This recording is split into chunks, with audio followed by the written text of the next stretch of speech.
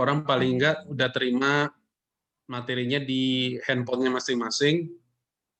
Kalau bisa ditampilkan jauh lebih baik. Sikap hati dan karakter Kristus adalah suatu kemuliaan yang dapat kita pelajari tidak hanya dari para pemimpin di Alkitab, tapi juga dari para pendukung, armor bearer, atau ajudan para pemimpin.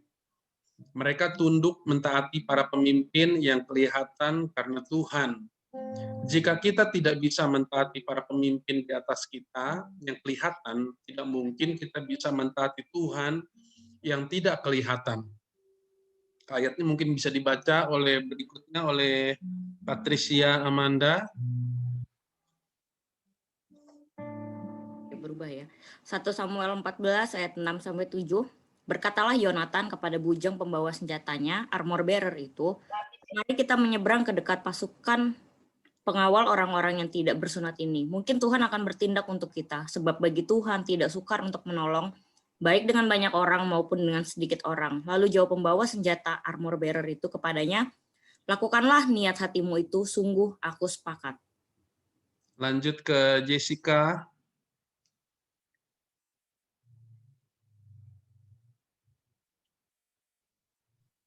Yonatan dan pembawa senjata armor bearer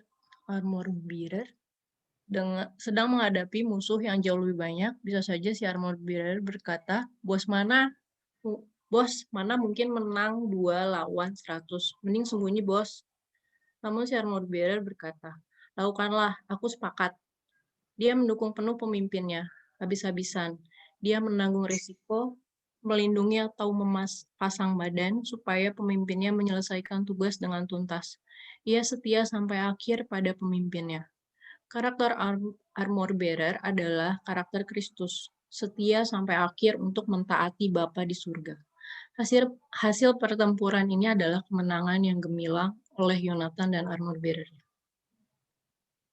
Lanjut ke Ferguso dan Esmeralda. Teladan para pendukung yang menunjukkan sikap dan karakter Kristus untuk pemimpinnya juga terlihat dalam kisah berikut. 2 Samuel 23 ayat 15. Lalu timbullah keinginan pada Daud, dan ia berkata, sekiranya ada orang yang memberi aku minum air dari perigi Bethlehem yang ada di dekat pintu gerbang. Lanjut ke Esmeralda. Esmeralda ya. 2 Samuel 23 16. Lalu ketiga pahlawan itu menerobos perkemahan orang Filistin. Mereka menimba air dari perigi Bethlehem yang ada dekat pintu gerbang, mengangkatnya dan membawanya kepada Daud. Tetapi Daud tidak mau meminumnya. Lanjut ke Jovi.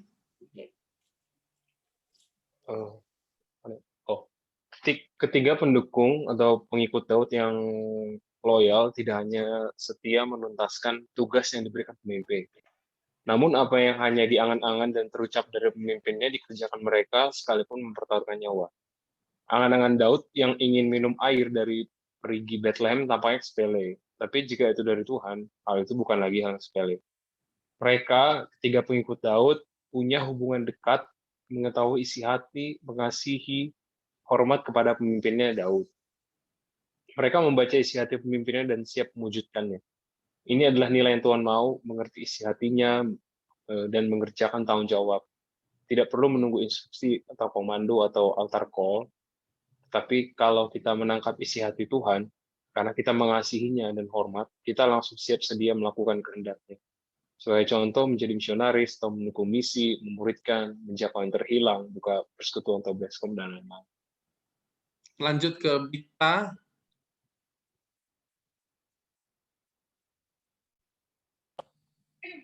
Pengikut pengikut yang loyal kan? Ya, betul. Pengikut yang loyal atau setia adalah the next leader. Contohnya, sekalipun Yosia dan Kaleb memiliki roh yang luar biasa, namun Yosua yang menggantikan Musa karena Yosua punya hubungan yang dekat. Berdedikasi dengan abdi atau pelayan Musa yang setia. Lanjut ke Junto. Kemuliaan suami dan istri, ketika suami mengasihi istri sama seperti Kristus mengasihi jemaat hingga memberikan nyawanya, dan istri yang hormat pada suami. Kesetiaan, kelemah lembutan, dan penundukan diri adalah nilai-nilai yang mulia di mata Tuhan. Sebaliknya, pengikut tidak loyal menjadi tersingkir dan binasa seperti Yoab yang menentang kebijakan Daud terhadap Abner dan Amasa. Absalom yang ekspos kekurangan manajemen Daud dan menarik hati rakyat ke diri sendiri. Oke, terima kasih. Nah, dari bacaan yang kita baru baca tadi, temanya, topiknya kita sudah menangkap, ya, armor bearer itu berbicara tentang armor itu bukan nama dewa ya, yang mitologi Yunani itu dewa armor ya, bukan ya? Itu armor. Armor bearer ya itu jadi pembawa senjata ya. Dengan bahasa sederhananya armor bearer ini adalah pendukung atau bisa dibilang sebagai ajudan, orang yang terdekat dengan seorang pemimpin ya. Jadi pada malam hari ini kita belajar bersama-sama tentang nilai-nilai atau sikap yang dimiliki oleh para pendukung-pendukung atau ajudan-ajudan daripada pemimpin. Nah, kita mengerti, kita sama-sama menyadari bahwa kita tuh tinggal dalam semenjak kecil, bahkan semenjak lahir, kita sudah masuk dalam sebuah tatanan yang dimana di dalamnya itu ada hierarki, ada otoritas, dan itu kita nggak bisa terlepas dari itu. Sejak kita lahir pasti kita masuk dalam satu tatanan yang pertama adalah keluarga, ya, di mana kita menjadi seorang anak, lalu di situ ada hierarki, di mana ada seorang bapak, ada seorang ibu, lalu kita menjadi anak, dan semua setiap kita akan seperti itu. Mungkin yang pertama kali yang kita akan temui hierarki yang pertama itu dalam keluarga. Nah, setelah itu mungkin kita akan masuk dalam persekolahan ya, dalam dunia sekolah atau dunia perkuliahan, di mana kita akan menemukan lagi tatanan di mana ada hierarki, di mana ada otoritas. Waktu kita masuk dalam sekolah, kita tentunya akan menemui seorang guru atau kepala sekolah atau otoritas yang ada di dalam persekolahan atau perkuliahan. Misalnya di tempat kuliah kita akan menemui dosen atau dekan atau rektor. Jadi kita nggak bisa terlepas dari hal-hal tersebut. Waktu kita masuk dalam area yang baru atau tatanan yang baru seperti gereja, pelayanan, kita juga akan menemui juga hal-hal yang seperti itu. Hierarki tersebut ada, ya, dan disitulah kita diminta oleh Tuhan untuk kita boleh menjadi pribadi yang memiliki penundukan diri terhadap hierarki tersebut, di dalam hierarki tersebut. Nah, yang kita baca tadi itu berkaitan tentang sistem atau hierarki dalam kerajaan ya, atau dalam susunan kemiliteran. Seperti kayak Yonatan, dia memiliki ajudan, dan di mana ajudannya itu atau armor bearer-nya itu bersama-sama dengan dia untuk bergerak untuk menyerang musuh, dan ada sebuah nilai yang sangat luar biasa yang kita bisa baca dari ayat di 1 Samuel 14 ayat 6 sampai 7, di mana kerinduan hati Yonatan untuk menyerang musuh didukung penuh dengan ajudannya, dengan pembawa senjatanya. Dia berkata bahwa lakukanlah niat hatimu itu, sungguh aku sepakat. Di sini kita bisa melihat bahwa ada kuasa di balik kesepakatan, ada kuasa di balik penundukan diri dari seorang pendukung, dari seorang pembawa senjata, daripada seorang armor bearer di dalam 1 Samuel 14 ayat 6 sampai 7. Kita sama-sama tahu bahwa akhir cerita daripada Yonatan bersama dengan armor bearer-nya, mereka mengalami kemenangan yang gilang gemilang, dan tentunya Allah sendiri yang berperkara. Tentunya Allah sendiri yang berperang di depan mereka. Dan di sini kita bisa melihat bahwa ada berkat yang spesial yang Tuhan karuniakan kepada setiap armor bearer, kepada setiap para pendukung, kepada setiap mereka yang menjadi pengikut, dan mereka memiliki kerendahan hati dan penundukan diri yang total. Dan mereka melakukannya itu tidak hanya di depan manusia, tapi mereka melakukannya secara khusus di depan Allah. Nah, tapi sebaliknya, Alkitab juga banyak menyajikan bagaimana orang-orang yang harusnya menjadi pendukung yang setia, pendukung yang loyal, pendukung yang bertanggung jawab, pendukung yang memiliki pengabdian diri, tapi justru malah melakukan namanya pemberontakan atau sikap kebalikan daripada penundukan diri. Dan ini menjadi sesuatu hal yang sangat serius di mata Tuhan. Sebagai contoh apa? Teman-teman mungkin pernah dengar cerita bagaimana Musa bersama orang-orang terdekatnya waktu memimpin Israel untuk masuk ke tanah Kanaan. Dalam satu waktu, ada seorang perempuan dari Kus ya diambil menjadi istri oleh Musa. Nah, pada waktu Musa mengambil perempuan ini menjadi istrinya, Kus ya, sebetulnya bukan dari bangsa Israel, dan ini menjadi sesuatu yang mengganjal khususnya bagi orang terdekatnya, yaitu Harun dan Miriam. Kita sama-sama tahu bahwa Harun adalah orang yang sangat-sangat skillful di dalam berbicara. Maka itu pada waktu awal-awal pelayanan daripada Musa, Musa menyatakan dirinya sebagai orang yang berat lidah atau agak sulit dalam berkata-kata.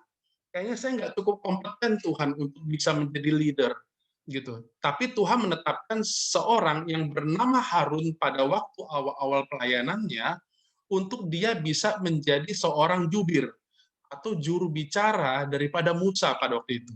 Artinya apa? Harun adalah orang yang memiliki kapasitas yang cukup hebat, bahkan sangat hebat untuk menjadi seorang juru bicara pada waktu itu. Dan dia adalah orang yang terdekat dengan Musa. Sementara Miriam, kita sama-sama tahu bahwa dia adalah kakak daripada Musa.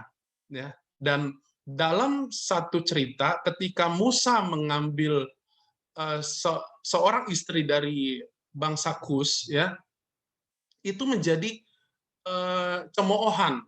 Dan Harun dan juga Miriam itu mengata-ngatai Musa tentang apa yang dilakukan oleh Musa.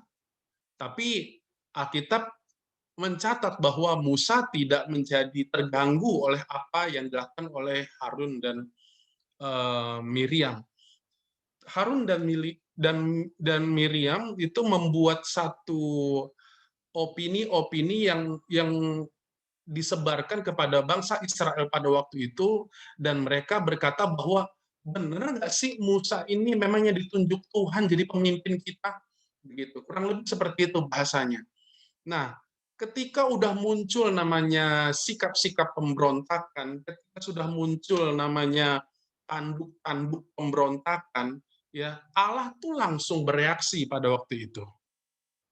Allah langsung memanggil mereka bertiga. Tuhan berbicara kepada mereka bertiga. Dan di situ Tuhan menunjukkan pembelaannya kepada Musa pada waktu itu. Dan kenapa saya bilang di awal bahwa sikap daripada pemberontakan atau tidak adanya penundukan diri itu menjadi suatu hal yang serius di mata Tuhan. Di dalam cerita itu, Miriam mendapatkan sebuah penyakit, yaitu penyakit kusta pada waktu itu, karena sikap pemberontakannya kepada Musa. Jadi begini, dari apa yang kita bisa pelajari, waktu saya baca perikop ini, ya berbicara tentang masalah otoritas, ya itu tidak bisa berbicara tentang siapa yang lebih tua, siapa yang lebih skillful, siapa yang lebih pengalaman. Ketika teman-teman ditempatkan dalam satu tatanan atau organisasi, di mana di situ ada hierarki, di mana di situ ada otoritas, penundukan diri adalah sebuah hal yang sangat penting, krusial, dan itu dipandang serius oleh Tuhan. sikap pemberontakan tidak pernah datang daripada Tuhan. Sikap pemberontakan selalu datang daripada kuasa kegelapan. Tapi sikap penundukan diri, kerendahan hati, itu sangat-sangat luar biasa dipandang oleh Tuhan. Dan Tuhan menjanjikan bahwa ada berkat-berkat yang spesial yang Tuhan beri kepada setiap mereka yang menundukkan dirinya di dalam sebuah hierarki atau otoritas. Nah, betapa pentingnya berbicara tentang masalah otoritas ya. Jadi kita mesti mengerti bahwa otoritas itu adalah bahasa sederhananya adalah hak untuk atau wewenang untuk memerintah. Ya, kalau kita pelajari dari Kamus Bahasa Indonesia sehari-hari, otoritas itu adalah hak untuk memerintah, bahkan hak untuk mengendalikan. Ada kuasa atau hak untuk mengendalikan. Jadi waktu kita masuk di dalam sebuah keluarga di mana Tuhan tempatkan kita, waktu kita masuk dalam sekolah atau perkuliahan, atau sekarang kita sebut adalah gereja atau pelayanan, kita ditempatkan dengan otoritas yang memang Tuhan telah taruhkan di sekeliling kita. Dan kita nggak bisa abaikan tentang masalah penundukan diri ini. Ya, orang-orang yang disebut sebagai armor bearer adalah orang-orang yang memiliki nilai penundukan diri yang sangat luar biasa. Mereka fully support, ya, penuh mendukung, ya. Mereka memiliki nilai-nilai kesetiaan dan pengabdian diri. Dan pelajaran pada malam hari ini itu hendak menaruhkan dalam setiap kita sikap-sikap yang demikian. Ya, karakter-karakter yang demikian itu mesti kita miliki. Nggak peduli bahwa Anda dan saya mungkin punya tingkat pendidikan yang jauh lebih tinggi daripada otoritas kita. Mungkin otoritas kita masih S1 atau mungkin nggak kuliah, ya. Sementara kita S2 atau S3, nggak peduli, ya. Berbicara tentang masalah otoritas, nggak pernah pandang tentang hal-hal yang seperti itu. Ketika Anda ditempatkan dengan otoritas yang mungkin lebih muda daripada Anda dan saya, tetap berbicara tentang masalah otoritas, penundukan diri adalah hal yang mutlak diperlukan. Enggak bisa ditawar-tawar. Tuhan sendiri bahkan memandang, walaupun Miriam lebih tua daripada Musa, ya, tetap permasalahan pemberontakan adalah perkara yang serius di mata Tuhan. Dan Tuhan bisa menjatuhkan suatu hukuman, ya, kepada orang yang melakukan pemberontakan pada waktu itu. Jadi kita bisa melihat bahwa pemberontakan, tidak adanya penundukan diri, ya, itu justru menghilangkan berkat, menghalangi berkat.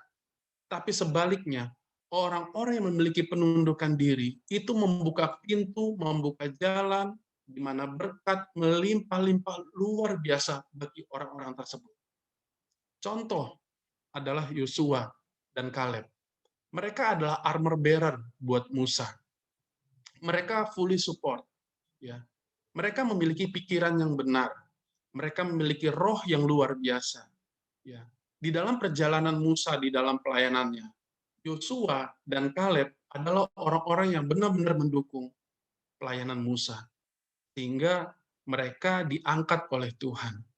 Yosua dan Kaleb, ya, adalah orang-orang yang pada akhirnya itu berhasil masuk tanah perjanjian. Dan Yosua menjadi next leader. Tadi kita sudah baca bersama-sama materinya, bahwa orang-orang yang menjadi armor bearer adalah the next leader. Mereka adalah pemimpin selanjutnya. Armor bearer yang memiliki pengabdian diri. Armor bearer yang memiliki hati yang penuh dengan support, mendukung, ya, kesetiaan, memiliki dedikasi, adalah orang-orang yang akan menjadi calon-calon pemimpin yang luar biasa. Oleh karena itu, pada malam hari ini, kita bisa belajar bersama-sama. Kita boleh belajar bersama-sama. Dan kita boleh mempraktekkan dan menerapkan sikap ini di dalam kehidupan kita sehari-hari. Saya sendiri menyadari, ya, bahwa seringkali berbenturan tentang masalah otoritas. Seringkali dicobai tentang masalah pendudukan diri. Seringkali mau sok-sok anggar jago gitu bahasa Bataknya. Gitu. Bahwa kayaknya saya lebih pandai, kayaknya saya lebih berpengetahuan, kayaknya saya lebih banyak baca buku. Tapi ketika berhadapan dengan otoritas, saya nggak bisa menggunakan semuanya itu. Saya bisa memberikan masukan, saya bisa memberikan nasihat-nasihat, tapi keputusan akhirnya pemimpin yang harus ambil dan saya harus ikut apa yang dikatakan oleh pemimpin. Saya harus sepakat apa yang diputuskan oleh pemimpin. Nah, jadi dalam sikap kita ketika kita masuk dalam pelayanan, ketika kita masuk dalam kehidupan di gereja, ya, ketika kita masuk dalam kehidupan di Bleskom, ya, kita diperhadapkan seringkali tentang hal-hal yang demikian. Saya yakin bahwa teman-teman mengalami juga cobaan-cobaan di mana kayaknya pendapat gue jauh lebih baik, kayaknya gue punya pengalaman yang jauh lebih hebat daripada lu. Mungkin seringkali ada muncul-muncul pemikiran atau sikap hati yang demikian. Tapi sekali lagi saya mau ingatkan bahwa kita bisa memberikan masukan, nasihat, dan itu semua bisa sangat berguna bagi pemimpin yang dimana kita ikuti, ya. Tapi bukan berarti sikap pemberontakan itu menjadi benar dalam hal ini. Ya, tetap kita harus mendengar apa dan mengikuti apa yang telah diputuskan oleh pemimpin di mana kita boleh berjemaat, di mana kita boleh melayani. Itu adalah sikap yang benar.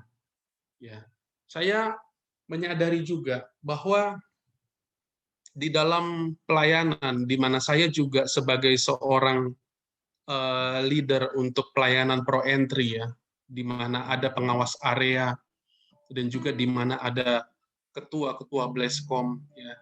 Betapa pentingnya saya juga ini berbicara dua arah, ya, dua sisi, di mana sikap untuk pendudukan diri itu penting sekali untuk dilakoni, diterapkan oleh setiap teman-teman. Tapi sebagai pemimpin juga saya mau berbicara juga, ya, dan ini menjadi pembelajaran penting buat saya, bahwa betapa pentingnya juga saya mendengar nasihat, masukan daripada orang-orang yang kita pimpin. Saya membaca dalam satu cerita tentang Naaman. Teman-teman pernah dengar cerita tentang Naaman? Naaman yang sakit kusta juga. Dia adalah seorang panglima tinggi di kerajaan Aram. Nah, ketika dia mengalami sakit kusta, ada seseorang yang bilang kepada Naaman, panglima ini, bahwa ada di Israel seorang nabi yang begitu diurapi. Kalau kamu datang kepada nabi ini, percayalah bahwa kamu akan mengalami kesembuhan. Akhirnya Naaman pergi untuk datang kepada Nabi Elisa pada waktu itu. Nah, ketika dia datang ke Nabi Elisa bilang seperti ini kepada Naaman, kamu celupkan diri kamu, badan kamu di sungai Yordan sebanyak 7 kali. Kamu akan menjadi tahir, kamu akan menjadi sembuh sesudah itu. Lalu tahu teman-teman, ketika Naaman mendengar tentang instruksi daripada Nabi Elisa itu, Naaman bilang seperti ini, wah, caranya seperti itu ya. Saya sangka bahwa engkau akan mengangkat tanganmu, lalu mengangkat tanganmu atas setiap sakit-sakitku, atas setiap sakit kustaku, maka lalu menggerak-gerakkan tanganmu, lalu aku akan sembuh. Terus dia berkata juga seperti ini, kenapa saya harus mencelupkan diri ke dalam sungai Yordan? Memang nggak ada sungai-sungai lain yang lebih bagus, yang lebih jernih. Kenapa harus sungai Yordan? Sungai di sana banyak yang jauh lebih jernih, yang jauh lebih indah, gitu. Kenapa harus di sungai ini? Nah, pada saat itu Naaman marah dan mau pergi meninggalkan Nabi Elisa. Nah, ketika dia mau pergi dengan kemarahannya, saudaraku tahu bahwa ada ajudannya atau armor bearer-nya yang berkata kepada si Naaman, Dia berkata seperti ini, Bapak, bukankah kalau Nabi itu memberikan instruksi yang jauh lebih sukar, Bapak juga bisa untuk melakukannya? Kenapa untuk hal yang sederhana untuk mencelupkan diri ke dalam sungai Yordan aja Bapak kok agak susah? Kenapa Bapak enggak melakoninya? Kenapa Bapak enggak melakukannya? Begitu.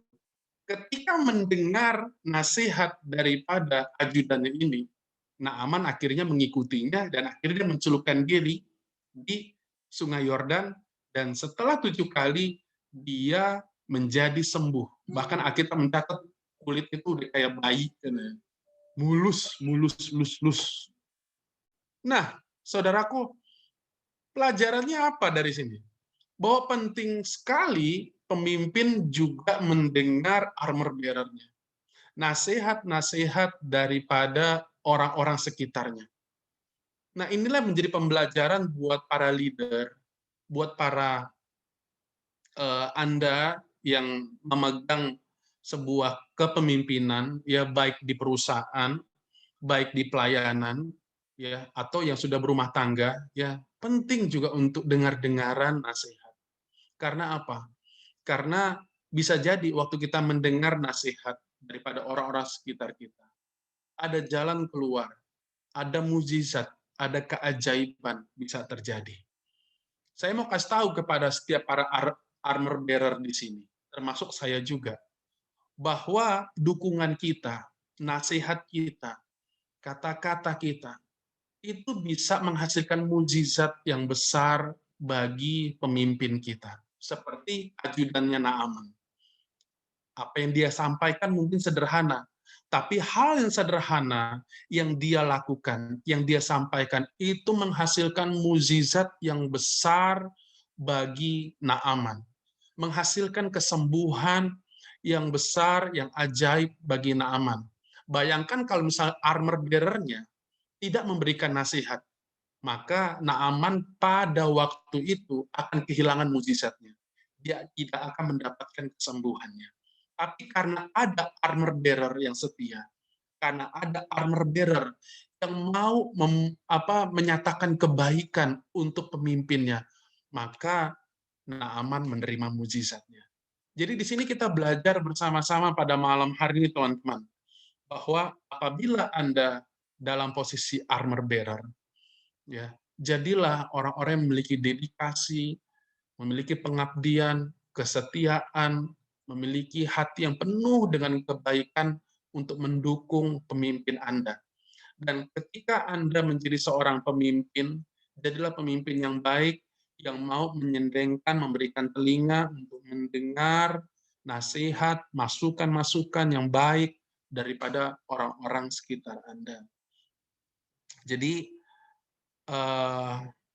ini mungkin pembelajaran yang boleh saya sampaikan kepada teman-teman, ya. Sekali lagi, ya, karena topiknya tentang armor bearer, ya, saya mau bilang bahwa mungkin menjadi armor bearer nggak terlalu populer, ya nggak sih? Ya, kayaknya yang lebih enak pemimpin deh, gitu. Kita kayaknya kebagian susahnya deh, gitu. Tapi nggak juga. Ya, di mata Tuhan tuh saya rasa nggak seperti itu ya, gitu. Saya percaya bahwa Tuhan sangat memperhitungkan para armor bearer, ya. Sekali lagi saya jadi teringat ya cerita, pernah dengar cerita tentang Tenzing Norway, kurang lebih itulah. Jadi teman-teman kalau misalnya pernah dengar cerita sejarah tentang orang yang pertama kali menginjakkan kaki di Gunung Everest itu Sir Edmund Hillary. Ya, itu orang yang pertama kali menginjakkan kaki di Gunung Everest. Ya, ini gunung yang sangat terkenal dan sangat sulit untuk didaki. Beberapa orang sudah pernah mencobanya, tapi gagal terus. Kurang lebih ada 7 kali uji coba untuk menaiki Gunung Everest. Ada yang bahkan meninggal ya. Ada bahkan yang meninggal dan nggak ditemukan lagi. Dan yang pertama kali adalah Sir Edmund Hillary. Nah, saudaraku tahu bahwa Sir Edmund Hillary itu dipandu oleh namanya Tenzing, orang Nepal kalau nggak salah, ya, orang Nepal. Nah, ketika dia memandu Sir Edmund Hillary, ya, tentunya bersama-sama, ya, dan biasanya pemandu itu selalu di depan, ya, biasanya begitu. Nah, jadi ceritanya begini, setelah mereka turun dari Gunung Everest, ya, setelah berapa lama kemudian, banyaklah berita menjadi heboh, lalu banyak wartawan-wartawan itu datang untuk mewawancarai Hillary ini. Ya, dia dikasih gelar kebangsawanan oleh Ratu Elizabeth pada waktu itu karena keberhasilan dia. Semua banyak mewawancari dia, tapi ada satu wartawan yang mewawancarai pemandunya ini, yang namanya Tenzing ini. Nah, satu wartawan ini bertanya, bagaimana perasaan Anda waktu memandu Edmund Hillary? Oh, sangat senang sekali, gitu. Lalu wartawan ini bertanya, bukankah Anda seorang pemandu? Harusnya Anda di depan. Jadi, kenapa Anda tidak yang pertama kali untuk menginjakkan kaki di Gunung Everest, di puncaknya? Lalu si pemandu ini bilang seperti ini kepada reporter tersebut. Dia bilang bahwa ketika saya mau menginjakkan kaki di puncak daripada Everest ini, saya berhenti, gitu. Lalu saya mengizinkan supaya Edmund Hillary yang pertama kali untuk menginjakkan kaki di Gunung Everest, di puncaknya, gitu. Lalu si reporter ini bingung, loh, kenapa kamu seperti itu? Begitu kata dia. Lalu si Tenzing ini bilang seperti ini, ya, karena saya lakukan itu karena ini memang impian daripada Edmund Hillary. Sementara impian saya adalah membantu orang lain mencapai impiannya. Jadi waktu saya baca tentang apa yang disampaikan oleh Tenzing Norway ini seperti kayak armor bearer yang memiliki hati yang luar biasa, yang jadi populer mungkin orang lain, gitu.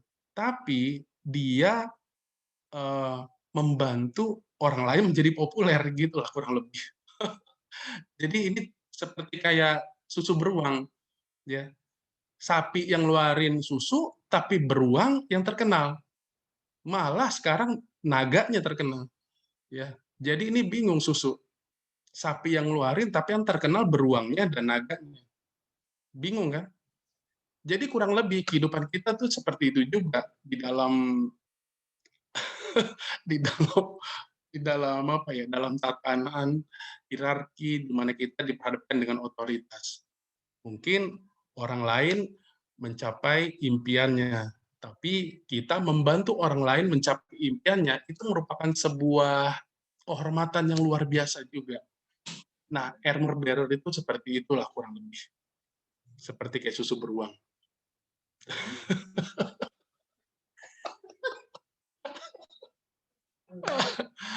Oke teman-teman, mungkin itu yang boleh saya sampaikan pada malam hari ini. Ujung-ujungnya susu beruang juga.